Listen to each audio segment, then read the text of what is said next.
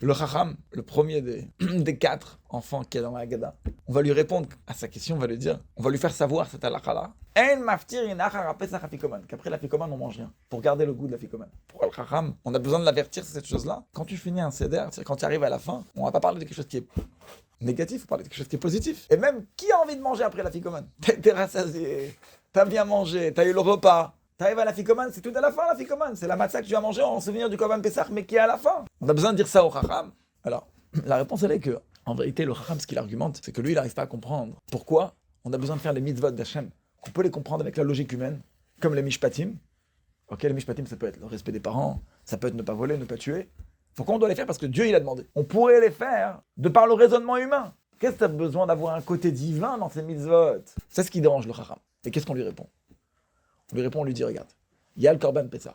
C'est quoi le Korban Pessah? C'est le sacrifice qui rappelle l'ange de la mort qui est passé dans les maisons, d'une maison à une autre, pour tuer tous les premiers-nés égyptiens. Mais il a sauté les maisons où il y avait des juifs. Ah, pourtant, le juif faisait aussi de l'idolâtrie. Mais, parce qu'on a fait le sacrifice pascal, il voyait le sang qu'il y avait sur linteau de la maison, il n'a pas tué les juifs qui étaient à l'intérieur. Donc c'est un souvenir qu'on a été sauvé de la mort à la vie. C'est énorme. On a été sauvé. Et quand tu te rappelles du Korban Pessah, on n'a pas envie de perdre le goût du Korban Pessah.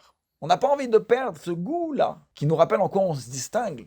En quoi on se distingue par rapport à tout le monde? Parce que nous, on est soumis à Hachem. On a ce qu'on appelle le Kabbalatol, la soumission à Dieu. Que même quand on ne comprend pas, et même quand on comprend, on fait toujours parce que Dieu, il demande. Ça veut dire que la base du judaïsme, c'est les 10 commandements. Et dans les 10 commandements, pourquoi tu respectes tes parents? Pourquoi tu tues pas? Pourquoi tu voles pas? Pas parce que la logique humaine, elle te dit de faire comme ça. Parce que c'est le bon Dieu qui t'a demandé.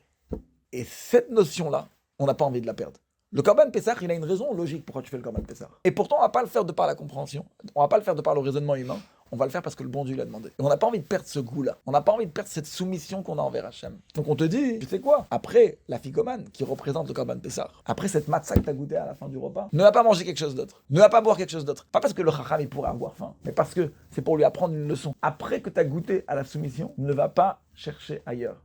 Ne te distrais pas avec quelque chose d'autre, qui est le raisonnement humain. Non, reste avec le goût de la soumission. Pourquoi? Parce que dans le service d'Hachem, la soumission, c'est la base de tout. Pourquoi? Un jour ça te plaît, un jour ça ne plaît pas. Si tu vas servir Hachem que quand ça te plaît, on a tout perdu. Il faut que même le jour où tu comprends pas, t'as pas le sentiment, t'as pas l'envie, tu le fais quand même. Parce que c'est le bon Dieu qui a demandé.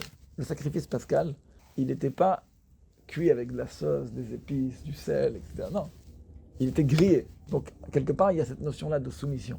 On enlève le goût de base quand tu l'as grillé. La matzah, c'est la même chose. C'est de la farine avec de l'eau. Il n'y a pas de goût à l'intérieur. Ça représente aussi la soumission. Shabbat Shalom, Mashiach now.